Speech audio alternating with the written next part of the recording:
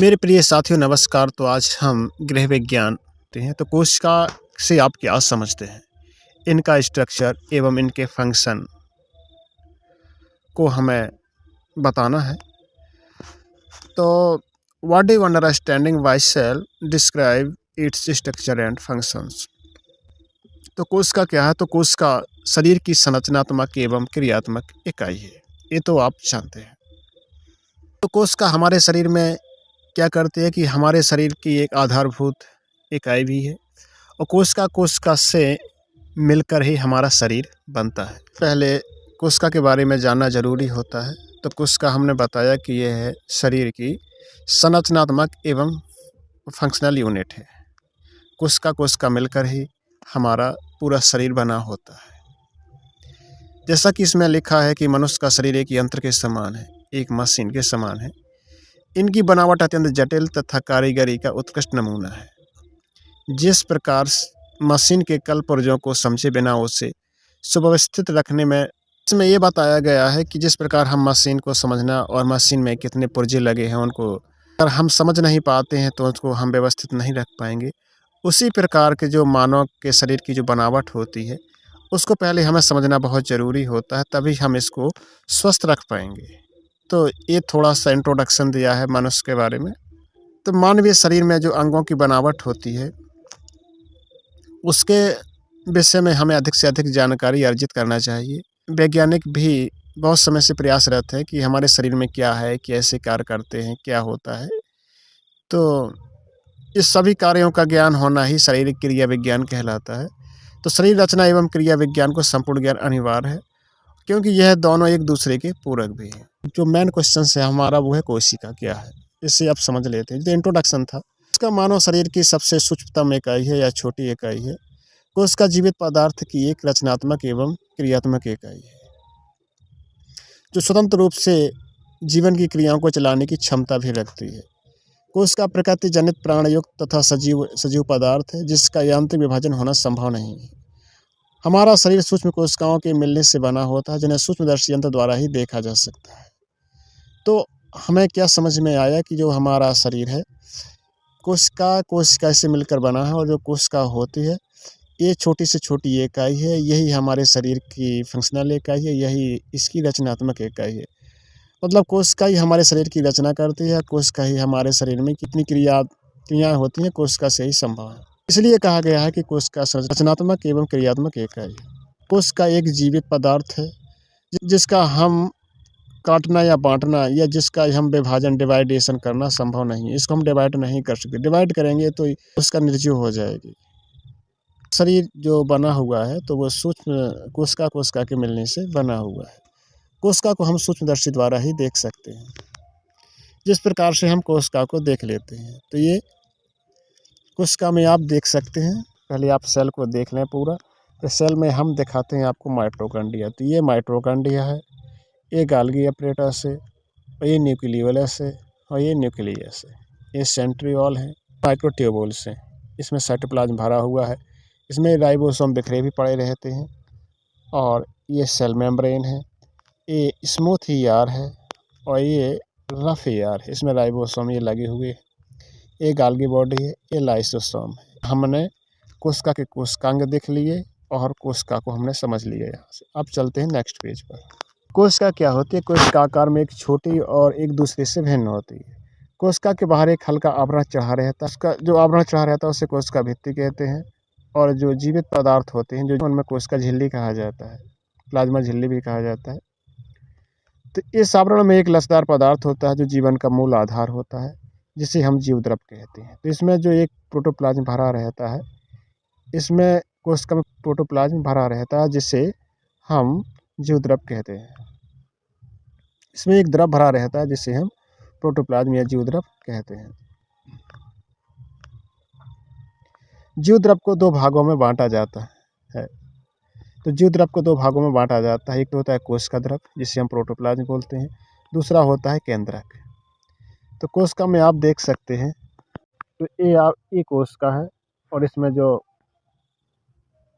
ये न्यूक्लियस दिख रहा है ये साइटोप्लाज्म है। तो ये दो भागों में हमारा जो कोशिका द्रव है, कोशिका का जो द्रव है दो भागों में बांटा है, केंद्रक में बांटा है और और हमारा साइटोप्लाज्म में बटा हुआ है। तो कोशिका द्रव कैसा होता है, कोशिका द्रव के बारे में थोड़ा सा जान लेते हैं। कोशिका द्रव अर्धपारदर्शक और जेलीनुमा होता है। कैसा होता है? अर्धपारदर्शक मतलब धुंधला धुंधला होता है। इसमें विभिन्न प्रकार के खाद्य पदार्थ जैसे लवण, प्रोटीन, वसा, कार्बोहाइड्रेट आदि घोल के रूप में होते हैं। मतलब इसमें घुले होते हैं प्रोटीन, वसा, कार्बोहाइड्रेट और लवण इसमें घुले होते हैं। जीव द्रव्य बीच में अधिक गाढ़ा होकर एक केंद्र के रूप में दिखाई देता है, जो हमारा प्रोटोप्लाज्म होता है। मध्य कोशिका में जो गाढ़ा होकर एक केंद्र के रूप में दिखाई देता है, जिसे हम केंद्र के नाभिक कहते हैं। केवल कोशिका का ही नहीं, स्वयं मनुष्य का जीवन भी इसी जीव द्रव्य की नाभिक पर निर्भर करता है। तो हम कोशिका को देख लेते हैं। तो कोशिका जो सेल होती है, ये जीव द्रव्य और कोशिका झिल्ली में बटी होती है। कोशिका झिल्ली जो होती है वो बाहरी होती है, जीव द्रव्य इसके अंदर होता है। हमारा जीव द्रव्य भी दो भागों में बटा रहता है, एक कोशिका द्रव्य और एक केंद्रक। तो कोशिका द्रव्य में क्या है कि कोशिका द्रव्य में आ जाते हैं हमारे सारे कोशिकांग, जैसे माइटोकॉन्ड्रिया है, गोल्गी बॉडी है, सेंट्रोसोम है, राइबोसोम है, लाइसोसोम है और रिक्तिकाएं हैं। केंद्रक में आ जाती है हमारी केंद्रक की भित्ति यानी केंद्रक की दीवार, और केंद्रक द्रव और केंद्रिका क्रोमेटिन जाल और रंजक सूत्र। तो इस तरीके से हम इसे जैसे आप देख सकते हैं, ये सभी क्या हैं? ये न्यूक्लियस है, गोल्गी कॉम्प्लेक्स है, ये माइक्रोट्यूब्यूल्स है, ये वैक्यूल्स है, ये एंडोप्लाज्मिक रेटिकुलम है, सेंट्रियोल है, ये माइटोकॉन्ड्रिया है, लाइसोसोम है, ये आपके राइबोसोम है, ये प्लाज्मा मेम्ब्रेन है।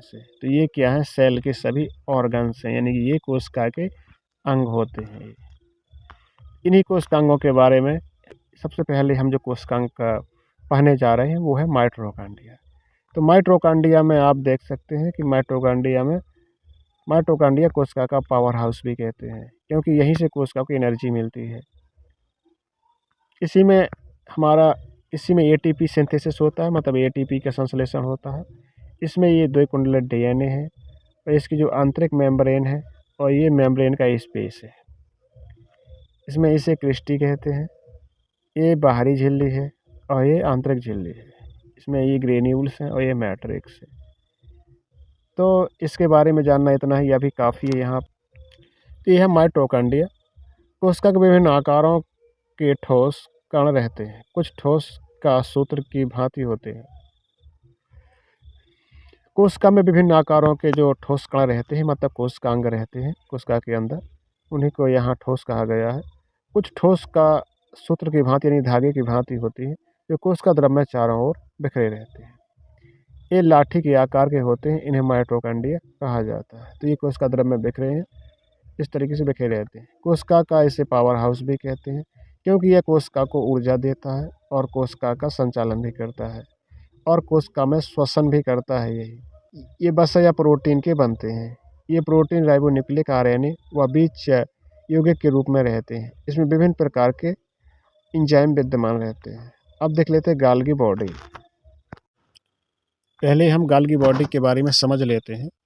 तो ये गोल्गी बॉडी की सिस्टर्नी है, ये सिस्फेस है और ये इसकी ल्यूमेन है। ये इसका इनकमिंग ट्रांसपोर्ट वेसिकल है और ये ट्रांसफेज है इसकी, ये सेक्रेटरी वेसिकल्स है और ये न्यू बनती हुई वेसिकल है। देखते हैं गोल्गी बॉडी को। तो गोल्गी बॉडी को जब हम देखते हैं तो ये धागों की भांति हमें एक जाल के रूप में दिखाई देती हैं, क्योंकि ये कोशिका की एक छोर पर होती हैं और कोई विष हमारे शरीर में जाता है तो सबसे पहले प्रभाव इसी गोल्गी बॉडी पर पड़ता है। जैसे हम कोई औषधि लेते हैं, कोई टैबलेट हम खाते हैं, तो उनका जो जहरीला प्रभाव है, उनका सबसे पहले प्रभाव गोल्गी बॉडी पर ही पड़ेगा, क्योंकि औषधियों का प्रभाव कोशिका के अंग की जांच से शीघ्र पकड़ा जा सकता है। यदि जो प्रभाव विष है या औषधियाँ हैं, इनका जो प्रभाव होता है, जैसे हम सेल की जांच करेंगे तो उसमें हमें ये मिल जाएगा। तो ये स्रावी कोशिकाओं में काफ़ी विकसित होती हैं। जो सेक्रेटरी कोशिकाएं होती हैं उनमें गोल्गी बॉडी बहुत ज़्यादा विकसित होती है। इसका मुख्य संबंध से श्रावण से होता है। एक कोशिका में उत्पन्न प्रोटीन को अपने में समेटे रखता है तथा कोशिका भित्ति तक में होता है। यह भित्ति के बाहर छोड़ देता है। यहाँ कार्बोज का भी निर्माण होता है। अब है सेंट्रोसोम। यह विभाजन का एक केंद्र है। यह इस कोशिका को विभाजित करता है। तो सेंट्रोसोम क्या है? एक कोशिका का विभाजन केंद्र है। मतलब कोशिका को एक कोशिका से 2 भागों में बाँट देता है, जो नाभिक की एक तरफ पाया जाता है। इसके अंदर एक गोल सी रचना होती है जिसे हम आकर्षण केंद्र कहा जाता है। तो सेंट्रोसोम हम देख लेते हैं क्या होते हैं। ये सेंट्रोसोम है। ये आपकी कोशिका देखो यहाँ से 2 भागों में ये बँटने के लिए तैयार है और ये सेंट्रोसोम है और ये सेंट्रोसोम के अंदर 2 सेंट्रियोल होते हैं। राइबोसोम क्या है कि जो गोल्गी बॉडी में जो एंडोप्लाज्मिक रेटिकुलम होती है, उसमें ये दाने के दाने चिपके रहते हैं। माइटोकॉन्ड्रिया छोटा होता है। ये प्रोटीन एवं राइबोन्यूक्लिक एसिड की बराबर मात्रा से बने होते हैं।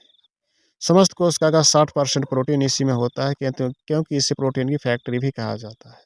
राइबोसोम प्रोटीन का निर्माण भी करता है, इसलिए इन्हें प्रोटीन की फैक्ट्री कहा जाता है। अब लाइसोसोम है। अब लाइसोसोम क्या होता है? ये गुटिकाओं के रूप में पाया जाता है।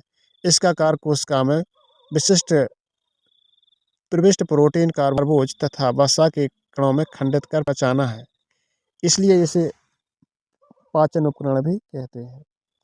किन्हीं विशेष परिस्थितियों में लाइसोसोम अपने अंदर पदार्थ को भी पचा जाता है। इसे आत्महत्या की थैली भी कहते हैं। क्षतिग्रस्त कोशिकाओं को भी लाइसोसोम पचाता है। इससे कीटाणु बचने की अद्भुत क्षमता होती है। जैसा कि लाइसोसोम आपने देखा कि जो लाइसोसोम होते हैं, ये कोशिका में क्या करते हैं कि प्रोटीन को, कार्बोहाइड्रेट के, वसा के जो बड़े-बड़े कण होते हैं उन्हें ये तोड़ देते हैं और इन्हें पचा भी देते हैं। इसलिए इसे पाचन उपकरण भी कहा जाता है। और जब विशेष उल्टी स्थितियाँ आती हैं तो लाइसोसोम अपने ही अंदर के पदार्थों को पचाने लगता है, जिससे इसे आत्महत्या की थैली भी कहते हैं। क्योंकि ये खुद के ही अंगों को पचाने लगता है तो आत्महत्या की थैली कहेंगे। और जो कोशिकाएँ की टूट-फूट हो जाती है तो वो भी लाइसोसोम पचा देता है और कीटाणु जो जाते हैं उनको भी पकड़ के मार देता है, यानी उनको भी पचा देता है। ये आप लाइसोसोम जो देख सकते हैं, ये लाइसोसोम है। आँख जैसा दिख रहा है, ये केंद्रक। हम केंद्रक के बारे में कुछ जानकारी ले लेते हैं। जो केंद्रक होता है, कोशिका के मध्य भाग में एक ठोस आकार की गोल रचना होती है, जिसे हम केंद्रक कहते हैं। केंद्रक के ठीक बीच में गहरे रंग की एक रचना दिखाई देती है, जिसे हम केंद्रिका कहते हैं। क्या कहते हैं? केंद्रिका या केंद्रकाणु कहते हैं। केंद्रक के चारों ओर एक झिल्ली रहती है, जिसे केंद्रक आवरण कहते हैं। एक कोशिका में एक ही केंद्रक होता है, परंतु कुछ बड़ी कोशिकाओं में एक से अधिक केंद्रक रहते हैं। केंद्रक परिहा कोशिका के मध्य में ही रहता है। तो केंद्रक आपने समझ ही लिया। ये केंद्रक देख रहे हैं आप, तो केंद्रक कहाँ होता है? कोशिका के मध्य में होता है और ये गोल होता है। इसको झिल्ली घेरे रहती है चारों तरफ से, जिसे हम न्यूक्लियर झिल्ली कहते हैं। और बीच में ये जो संरचना दिख रही है, ये न्यूक्लियोलस है। जो केंद्रक होता है, ये विभाजित होकर के नई कोशिका का निर्माण करता है, यानी कि ये विभाजित होकर के, यानी कि 2 भागों में बँट करके नई कोशिका का निर्माण करता है। केंद्रक की झिल्ली प्रोटीन तथा वसा की, जो केंद्रक की झिल्ली होती है, वो प्रोटीन और वसा की बनी होती है। केंद्रक के अंदर जो होता है वो केंद्रिका तथा केंद्रक द्रव 2 पाए जाते हैं। केंद्रिका पाई जाती है और केंद्रक द्रव पाया जाता है। इसमें धागे के समान जाल की संरचनाएं पाई जाती हैं, जिसे क्रोमेटिन जाल भी कहा जाता है। क्रोमेटिन जाल अनेक सूत्रों में बटे होते हैं। इन सूत्रों को गुणसूत्र कहा जाता है। प्रत्येक गुणसूत्र में जीन्स होते हैं, जो एक पीढ़ी को से दूसरी पीढ़ी तक आनुवंशिक लक्षणों को ले जाने का कार्य करते हैं। मनुष्य में कितने जोड़ी होते हैं? 40 जोड़ी गुणसूत्र होते हैं। मादा में XX गुणसूत्र होते हैं, जबकि नर में XY गुणसूत्र होते हैं। डिंब तथा शुक्राणु के संसेचन में X गुणसूत्र होता है, तो डिंबाणु X के गुणसूत्र के साथ मिलकर पुत्री का जन्म करता है। यदि शुक्राणु में Y है तो यह डिंबाणु के X से मिलकर के पुत्र का जन्म होता है। अब देख लेते हैं कोशिका के कार्य। तो कोशिका के जो फंक्शन है, तो कोशिका के जो कार्य होते हैं, तो कोशिका क्या करती है? जीवित वस्तु में वृद्धि करती है और इसमें इरिटेबिलिटी होती है। इरिटेबिलिटी मतलब उत्तेजनशीलता होती है। तो उत्तेजनशीलता का अर्थ है उत्तेजना या क्षोभ की प्रतिक्रिया करने की शक्ति। शरीर के अंदर यदि किसी अंग के स्थान के जीव द्रव्य में उत्तेजना पहुंचती है। अब है स्वांगीकरण। स्वांगीकरण का मतलब है भोजन के रस को ग्रहण करके उसका आत्मसात करना। आत्मसात कर लेती है, ये अपने आप में ग्रहण कर लेती है।